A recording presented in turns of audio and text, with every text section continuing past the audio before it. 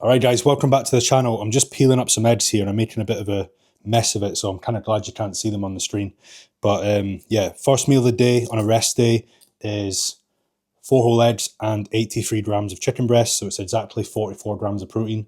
Have that across 5 meals, it gives me 220 grams of protein for the day. So that's what I'm hitting each day now, whether it's a training day or a rest day, protein intake stays the same. So yeah, rest day, I start with a pro-fat breakfast, so no carbohydrates. The reason for that is I'm not training for another 24 hours, so there's not really the same demand for me to eat carbohydrates as there would be if I was training today, in the afternoon or at night. But because I only train in the morning, I want to make sure that the meals at the end of a rest day are higher in carbs so that I'm essentially fueling up for that workout. So you'll notice with this meal, yeah, it's just eggs and chicken. And then as the day goes on, I have a little bit of carbs, coming in at meal 2 and then meal 3. And then meals 4 and 5, the carbs, jump up a little bit more. It's not a high carb day by any stretch. It's 250 grams of carbs total for the day. But I'm 9 weeks out now, so, carbs are having to come down a little bit. Thankfully, I still have a good amount of fat on a rest day at least. None on a training day. But I have some on a rest day from the whole eggs, and then I've got a steak at meal 2, which you'll see. But yeah, I'm enjoying it. I really do enjoy my diet. I don't miss what I don't have that much. Obviously, I can't wait to go out for a meal at the end of prep. But for now, I do enjoy my food.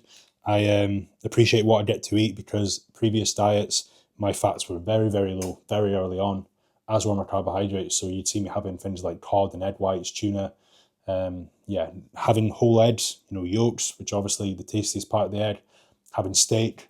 And then when I get a refeed, I do incorporate things like salmon, maybe nut butter, but not always. I don't always take the piss, but I do enjoy, the dietary fat that I'm able to consume now, which I wasn't able to have when I was younger. But anyway, I've already been out and done my cardio this morning. I did my 20 minutes. I dropped it back to 20 minutes just for like 10 weeks out. My body was just feeling way too taxed. And what you've got to remember is I've done 2 preps in quick succession. My last prep ended mid-October, and then January, very, very end of December, I was back on prep. So that's something I need to be mindful of. And obviously it's not going to compromise, how I look. I'm not going to, sacrifice being as lean as I need to be. But I felt that at 10 weeks out, I was just too tired and I just backed off a little bit. And ultimately it's allowing my workouts to feel better. If you're overdoing the cardio or your body's drained from the amount that you're doing prematurely, then it's going to impact your weight training. And it's so important that I maintain strong workouts for the reasons I've stated in other videos. So yeah, just doing 20 minutes now, 10,000 steps not included in the treadmill. So I take my watch off when I do my cardio because I try and keep training, cardio and steps separate. So I don't wear my watch in the gym either. And I recommend my clients do that. And anybody that's dieting themselves, I would recommend removing your fit watch during cardio and during the gym, because reps will be counted as steps when you're doing right side raises and presses and whatnot. So that's what I always aim to do. But anyway, enough training talk. It's a rest day. So yeah, meal 1 is going to be the whole eggs, which I'll get a quick video of before I eat. And I'll be having the chicken alongside that. And one thing I've already had, which I haven't mentioned, is my morning gut health drink, which is apple cider vinegar and lemon juice. I've had this for years now. And the apple cider vinegar helps to lower your blood glucose a little bit. And the combination does really help your gut. And when I wake up, I have creatine, glutamine, which is great for healing the intestine. And then I have electrolytes and a joint health product called Join-In. That's why I said join. The JP1, which is fantastic. Really, really helps my joints. But all of those, allows me to really hydrate my gut. The glutamine helps with digestion. The apple cider vinegar and the lemon juice promote that even further. And then having a pro-fat meal, I've not got any carbs, there's no gluten or anything. So my digestion's great from this. And then I find that the rest of the day, the meals digest really, really well. So I'll get this in. I've got a coffee brewing over there as well, which I'll enjoy. I'm kind of having coffee bags at the minute because instant coffee is not the one. I've never really enjoyed it. And I equally don't have a lot of time to make a coffee through the week. So I'm in the habit of having the coffee bags now, but they're really, really good. I'll show you which ones I'm using. So there it is, meal 1 on a rest day, and that's the coffee that I'm having as well. So yeah, really, really enjoy that. Right, so just getting my second meal ready now. I've got 294 grams of potatoes, so 50 grams of carbs from potato. When you're only eating 50 grams of carbs, it's good to try and choose a source that's quite voluminous. So rice is like 63 grams of rice for 50 grams of carbs. So it's a very small portion. Whereas you'll see here when I've chopped this up, I get quite a generous amount of potato for only having 50 grams of carbs at the meal. So yeah, got a potato and steak, which I'll show you when I'm finished. But for now, I'll just chop them up and yeah, weigh them out. And I know I'm quite accurate with my measurements, like 294, could be 295, couldn't it really, or 300, but I like to be very, very accurate with what I'm doing. So I know I'm having the exact amounts of carbs that my plan says. So if you're going to fit macros, you're going to switch things up and you're going to have, rice one meal or rice noodles or pasta or potato or sweet potato. If you're going to mix them up and you don't want to be, restricted to just one sauce, you need to make sure that you're able to, have the accurate macros so that your food sources can change without the macros, the carbohydrates or the calories fluctuating. So I tend to do that for clients. I put a list of 8 carbohydrate options ranging from, rice, pasta, the 2 types of potato, rice cakes, wraps, pita bread, even like sourdough bread as well. But the main thing is that they weigh it and they do it accurately, because ultimately it's not the foods that are magic, it's the quantity that's important. So, as long as you're tracking exactly what you're having and you're weighing out the correct amount and you're accurate with that in that your macros. So for example, potato is 17 grams of carbs per 100 grams and rice is 80 grams of carbs per 100 grams. So obviously you get a lot more potato than you do rice in terms of volume, but you have to know those numbers to be able to do that. You can't just have, for example, 100 grams of potato or 100 grams of rice, because the two differ quite a lot. So it's really, really important that if you do macro track, it's good to have a cheat sheet, which I do have.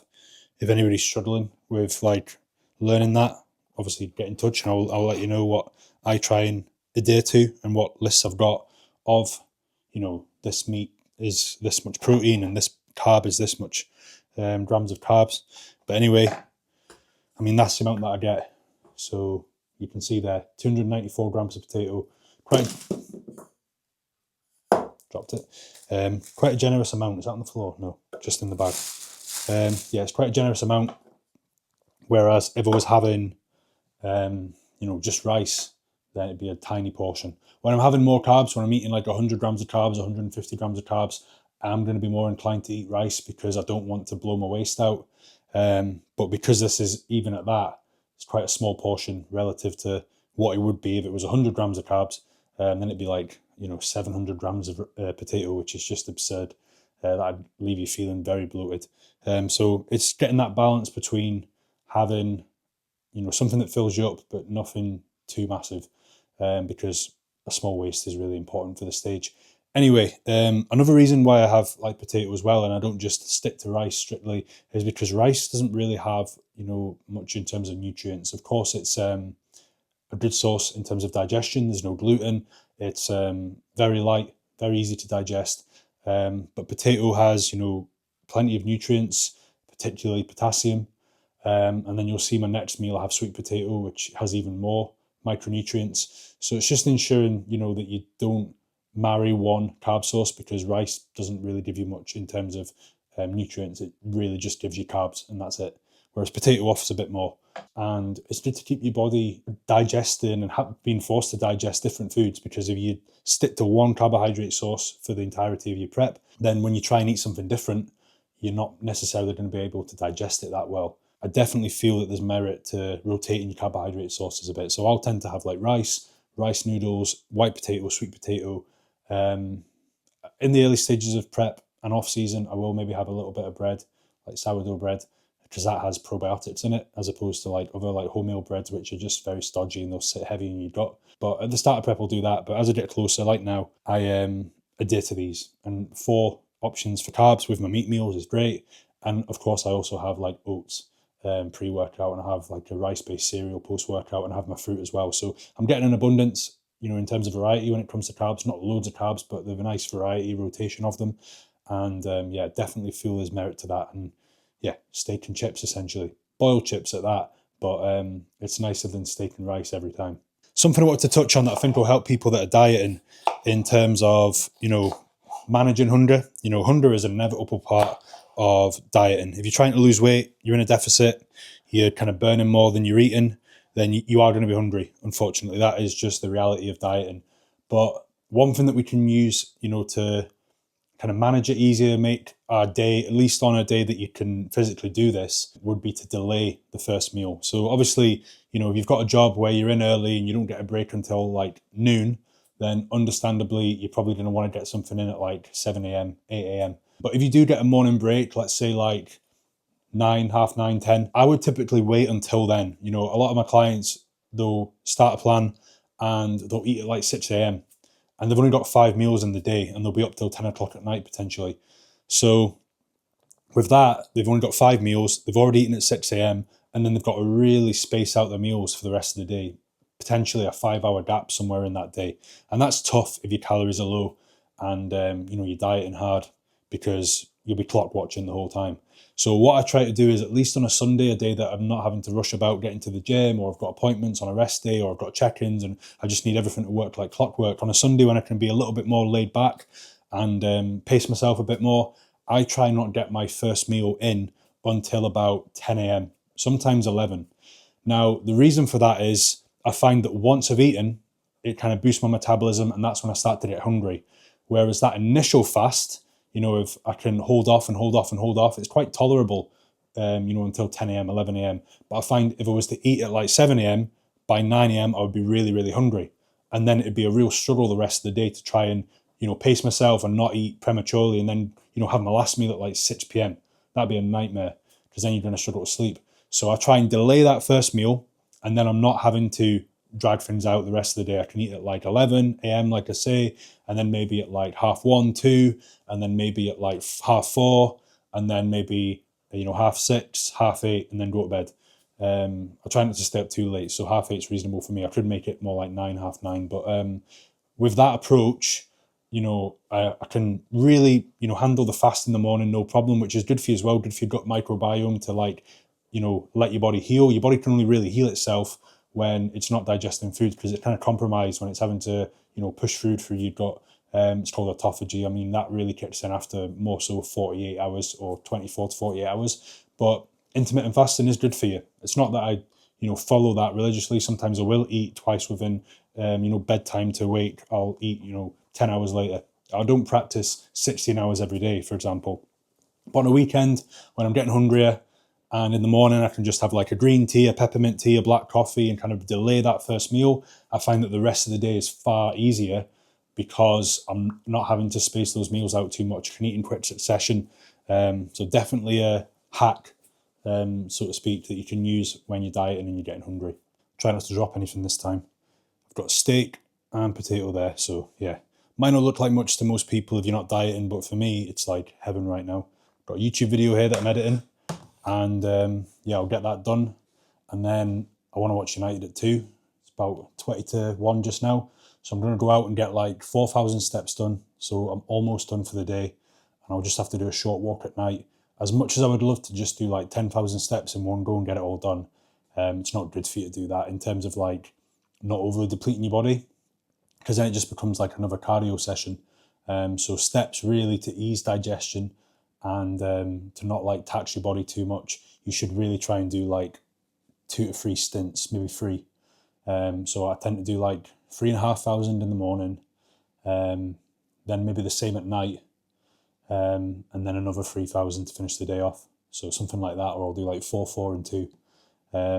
So yeah, I want to watch football today because Jenny's away, if you haven't noticed. She's doing some sort of hiking photo shoot for a brand that's just starting up, I think. I'm not sure if they're established or not, but yeah, that's a good opportunity for her. So she's away doing that today. And so I've got the opportunity to just watch United, just stick the football on and chill out. This week has been a little bit quieter in the sense that I don't have to do any client setups this weekend. So coaching's always busy in terms of check-ins and video analysis and stuff like that, especially with a lot of guys prepping right now.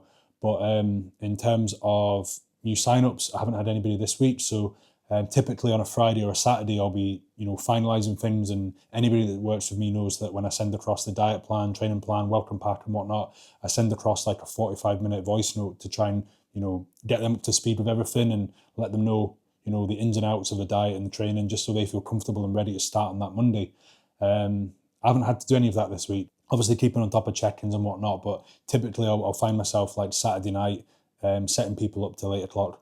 Whereas I didn't have to do that last night, and I sometimes do find myself doing it on a Sunday if I've taken quite a few more people on. But today is an exception where it's a little bit more relaxed. Obviously, I've got YouTube to edit, and I did do a few adaptations for clients that are needing changes to the training plan, and I've done some client messaging when I first got up. But it's an easy day compared to through the week. So yeah, taking advantage of that today, just enjoying these meals, getting some steps done when I can, and yeah, watching some football just to switch off, and then obviously ready to hit hard, tomorrow onwards. But yeah, I'll revisit with meal 3 in a couple hours.